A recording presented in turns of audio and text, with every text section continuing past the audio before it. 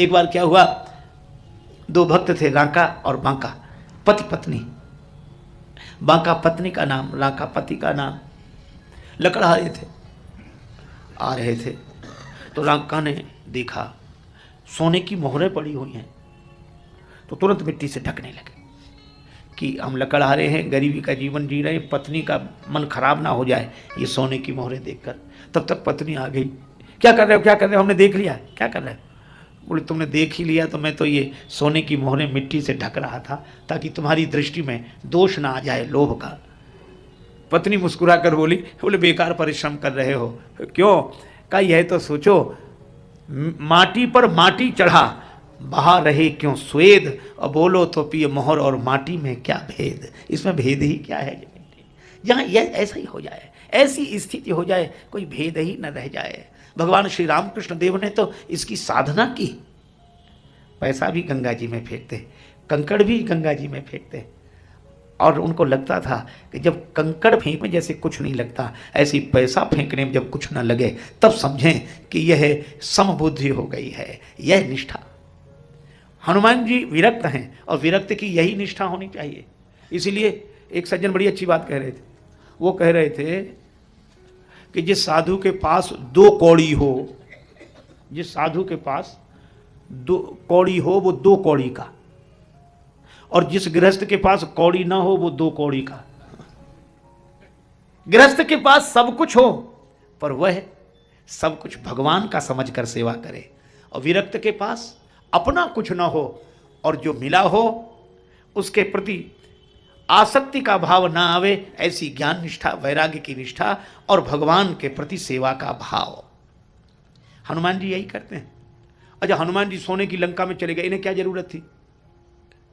सोने का पहाड़ जिन्हें नहीं रोक सका, उन्हें लंका में सोने का किवाड़ क्या रोकता? कई बार लोग ऐसे भी कहने लगते, ये तो साधु महात्मा, इन्हें क्या जरूरत है?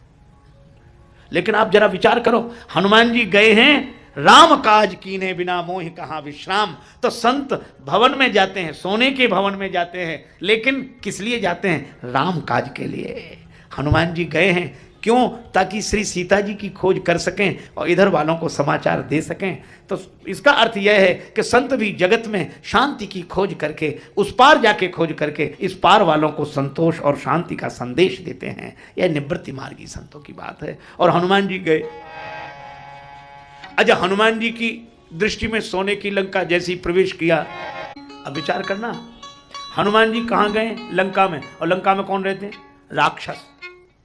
और राक्षस जिस मकान में रहते हैं, हे भगवान, तभी तो जानकी माता ने कहा कि बेटा तुमसे मिलकर बड़ी खुशी हुई। हनुमान जी बोले माता जी हमें भी बहुत हुई, लेकिन क्या? बोले भूख लग रही है। जानकी माता बोली बेटा इतनी दूर से चले आए, भूखे ही रहे। हनुमान जी बोले भूखे ना रहे तो क्या करते? इस रास्ते में जितने मिले सब खाने वाले मिले, खिलाने वाला तो कोई मिला नहीं। सुरसा कहती थी मैं खाऊंगी, सिंगिका कहती थी मैं, और लंकनी कहती थी मैं खाऊं। वहां जहां से हम चले वहां से लेकर यहां तक सब खाने वाले बैठे हैं। तो सीता माता बोली तुमने उनसे कहा नहीं कि तुम खाने वाले? क्यों? बोले उन्होंने कहा कि रावण राज्य है और उसकी यही पहचान है जिसमें यहां से लेके वहां तक खाने वाले बैठे हों, सब खाने वाले। और इन खाने वालों के भी कई खाने हैं। हे भगवान, हनुमान जी इससे जानकी माता ने कहा कि तुमने उनसे कहा नहीं कि खाने के लिए बैठे हो? हनुमान जी बोले कहा था। तो हमने उनसे कहा कि तुम्हें भय नहीं लगता? तुमको ऊपर से डांट नहीं पड़ेगी? तुम खाने के लिए बैठे हो, तुम्हारे राजा साहब तुम्हें डांटेंगे नहीं? अरे बोले जाने दो, राजा साहब के कारण ही तो खा रहे हैं। क्यों? बोले हम तो एक मुख से खाते हैं, हमारे राजा साहब के तो 10 मुख हैं, वो 10 मुख से खाते, एक मुख नहीं 10 मुख। तो सीता माता से हनुमान जी बोले माता खाने वाले मिले, बस यही है। और यही कारण है कि रावण के 20 भुजाएं हैं। अरे 2 भुजाएं काफी थी, लेकिन 2 भुजाएं तो अपने लिए हैं, औरों का समेटने के लिए भी तो चाहिए, सबका समेट लो। 10 मुख से खाओ, 20 भुजाओं से समेटो। यही दानवी, आप व्यक्ति के रूप मत देखिए, दानवी वृत्ति के रूप में देखिए। और सेवक क्या कहता है? सेवक, भगवान का सेवक, सबको खिलाओ। वृंदावन के संत श्री उड़िया बाबा जी महाराज कहते थे, खाने का सुख जीव का है और खिलाने का सुख तो परमात्मा का है। भक्ति का भाव, सबको खिलाओ। सहना ववतु सहना भुनक्तु, सब खाएं। तो हनुमान जी बोले, माता एक तो यहाँ कोई खिलाने वाला नहीं मिला, सब खाने वाले मिले। और दूसरी बात यह है कि ये हनुमान जी से जानकी माता ने कहा, तुम तो बंदर हो, उछल कूद कर कहीं भी कुछ खा लेते। हनुमान जी बोले, हम ऐसा भी करते माता, लेकिन खाने की कोई चीज ही नहीं मिली हमारे लायक। अरे कैसी बात करते हो, लंका में इतना संपन्न सोने की नगरी, यहाँ तो सब खाने पीने वाले हैं और तुम्हें खाने पीने को कुछ न मिले, उछल कूद कर कहीं भी कुछ खा पी लेते। हनुमान जी बोले, माता थोड़ा सा अंतर है। क्या अंतर है? लंका संपन्न नगरी है, सब खाने पीने वाले लोग हैं। हनुमान जी बोले, माता खाने पीने वाले नहीं, पीने खाने वाले हैं।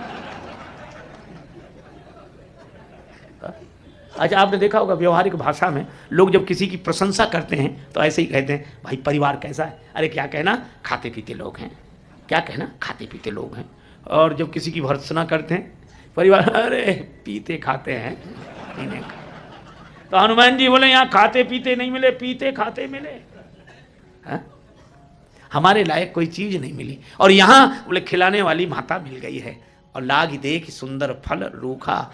अच्छा, हनुमान जी क्या पाने के लिए गए? अशोक वाटिका का फल। कितना सुंदर संकेत है, जहां शोक ना हो ऐसी वाटिका का फल प्राप्त करना। तत्र क्वा मोहा क्वा शोका, जहां शोक नहीं, ऐसा शोक रहित वाटिका का फल प्राप्त करना। हनुमान जी वहां तक गए, लेकिन एक अंतर आप पाएंगे, राक्षस उनको पीने खाने वाले मिले, राक्षसों के एक एक घर में वे गए, लेकिन आप आश्चर्य करेंगे, यह भक्त की दृष्टि है कि हनुमान जी ने अपनी दृष्टि नहीं बिगड़ने दी। हनुमान जी राक्षसों के भवनों को भी मंदिर देखते हैं और राक्षसों में भी भगवान देखते हैं। अरे और तो और जाने तो राक्षसों के राजा रावण के भवन को भी हनुमान जी जिस भवन में गए, तुलसीदास जी से पूछा कौन सा भवन है? तुलसीदास जी बोले, भवन अपनी दृष्टि में, हनुमान जी की दृष्टि में तो ये भी मंदिर है। और कितनी अद्भुत बात है, प्रत्येक भवन भगवान का मंदिर। तो हमने ये कथाएं सुनी स्वामी राजेश्वरानंद जी महाराज द्वारा। बहुत ही सुंदर तरीके से इन कथाओं का वर्णन उन्होंने किया है। उम्मीद है आपको ये कथाएं बहुत पसंद आई होंगी। अगर आपको ये कथाएं पसंद आई हैं तो चैनल को सब्सक्राइब कीजिए, वीडियो को लाइक और शेयर कीजिए, ताकि इस तरह की प्रेरक और हास्य कथाएं हम आपके लिए लेकर आते रहें। आपका बहुत बहुत धन्यवाद।